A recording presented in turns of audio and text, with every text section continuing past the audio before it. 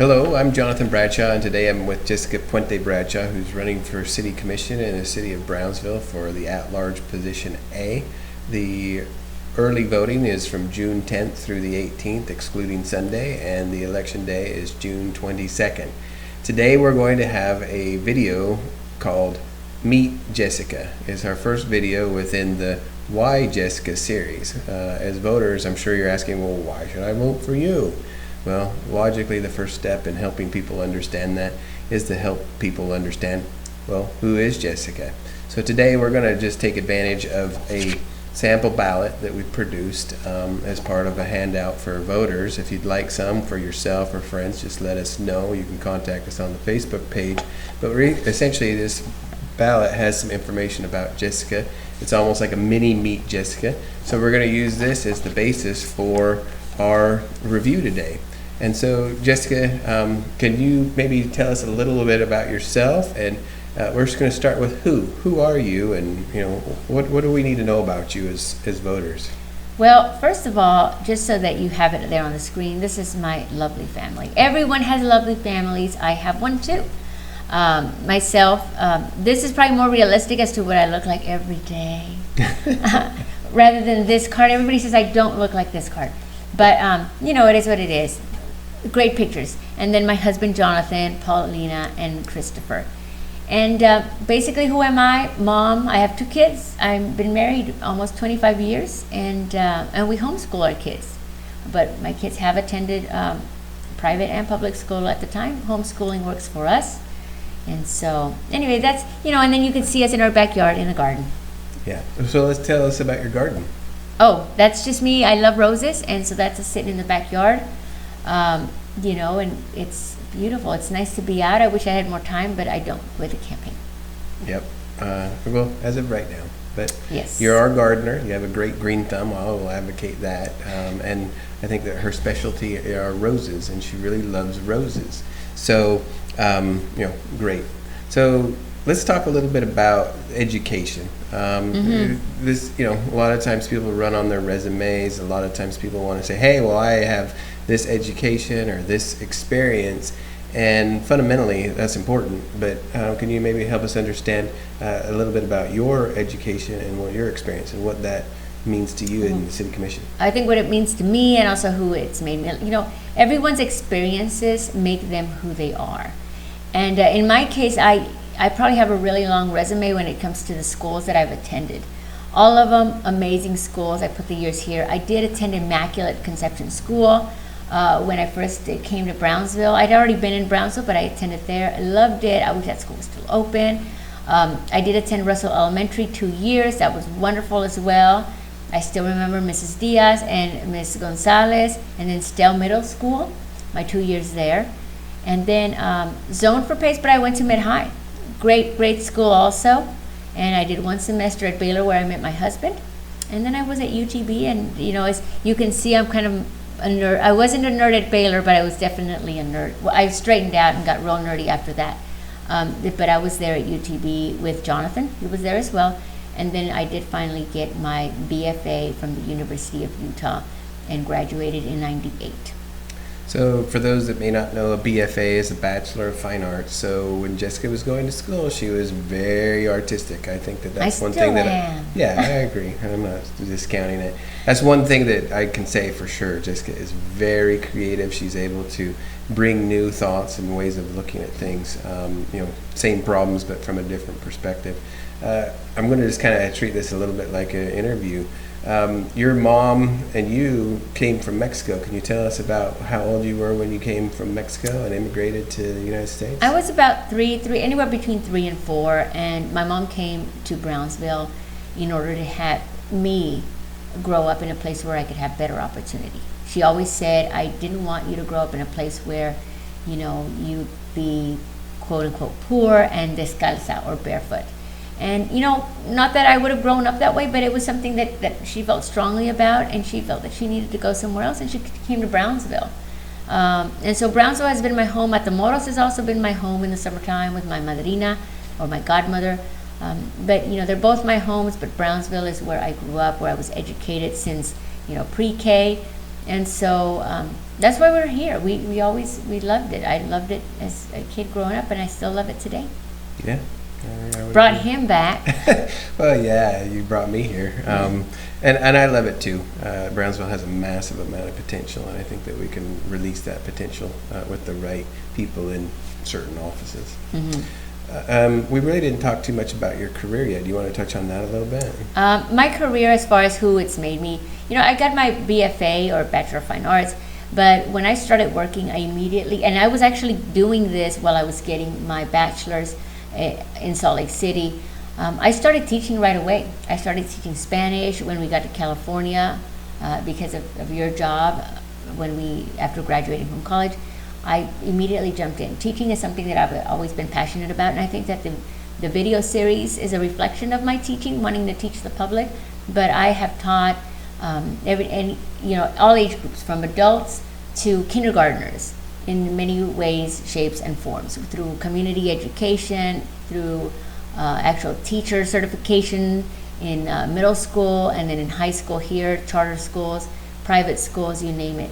Teaching's just always kind of been part of me, and I think that's why homeschool fits for us. Adults are great, naturalization classes, you name it. So, to me, it's very important to educate, whether it's a child or an adult, because when the cliche, education or knowledge is power, it's very true. We need to know things in order to have power in decision making, and as far as a voice goes. Yeah. So let me just add my perspective on that, because I think it's an important point. There's a lot of times people run like, well, I got an economics degree, or I am a lawyer, or whatever. And no discounting any of those skills or abilities, but I think fundamentally, at least from my perspective, Brownsville will only be able to achieve its potential once the people, the citizens and residents of Brownsville, are engaged in the city and being able to be actively involved. And that does require them to be empowered. A lot of the citizens and residents don't feel empowered because of potentially a lack of knowledge. There has been a little bit of, hey, we're the higher or elite mentality for some of the leaders that we have had, and so they've been kind of shut out.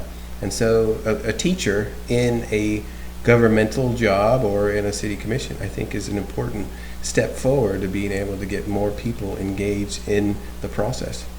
Thanks for sharing that. No, I totally agree.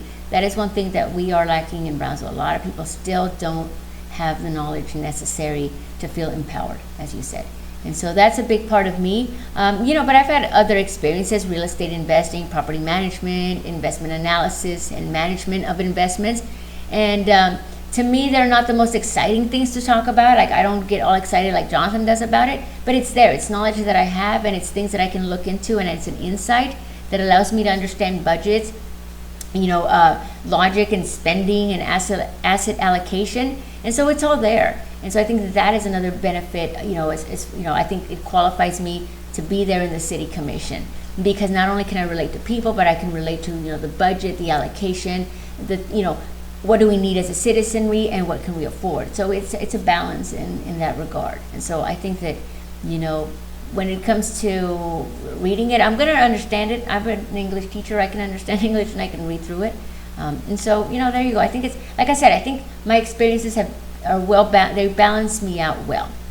You have a diversified set of experience, not only from experience perspective, and I know I sound like I'm like preaching to the choir because I'm here advocating for you, and it's really not intended to be, but not only from a diversified experience perspective, from a career perspective, doing investing and understanding what it requires people to want to invest in analyzing finances, but you also have a diverse experience in places where you've lived. Even though your heart has always been in Brownville and we've always come back to Brownsville, you have diverse experience living in other places. What have you learned by living in other places? I think that I've learned that making the right decisions and having those opportunities are not that complicated. I've lived in Austin. I lived in Salt Lake City. We've lived in Missouri for that 1 year, and then we've lived in San Jose, California. And those cities, although they are larger than Brownsville, they still have people, and they still pay taxes, and they still have services available to the community. And one of the things that I've learned from living in San Jose, for example, which is where I started my teaching, is that city is very they work together.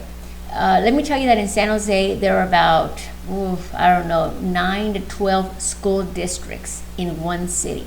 And all of those school districts work together with the city and with each other to provide services to the community. There's no, this is mine and that's yours. I mean, we're talking, multiple school districts working together. So we can work together with the taxing entities to bring a better quality of life for the people. So that's one thing I've learned there. And so let's bring this to Brownsville.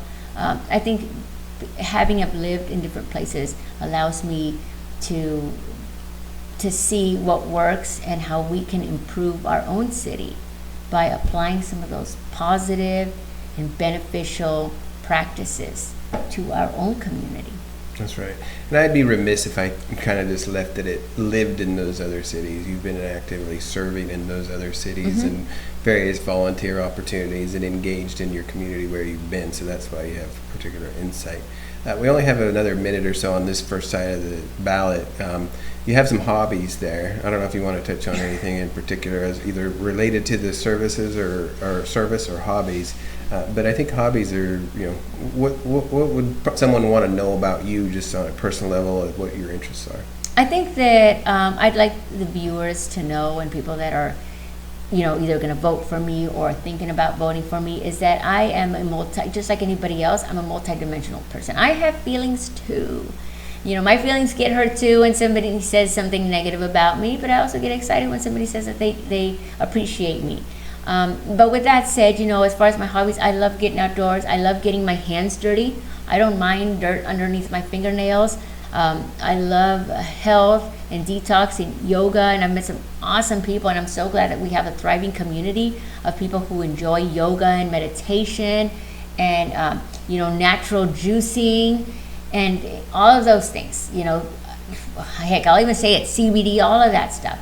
And I enjoy all of that. I think to me and for my family, having a healthy, natural lifestyle is something that we are definitely working toward.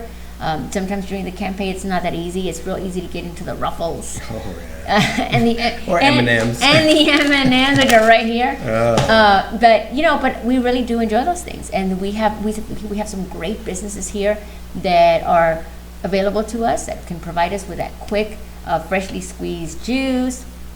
And so all of that. Art, I love art. Art and music, although again the campaign has made it very difficult to kind of get out into that scene. But of course, and then of course, I don't want to miss the outdoors and just travel. I love my relaxation time, my travel time with my family.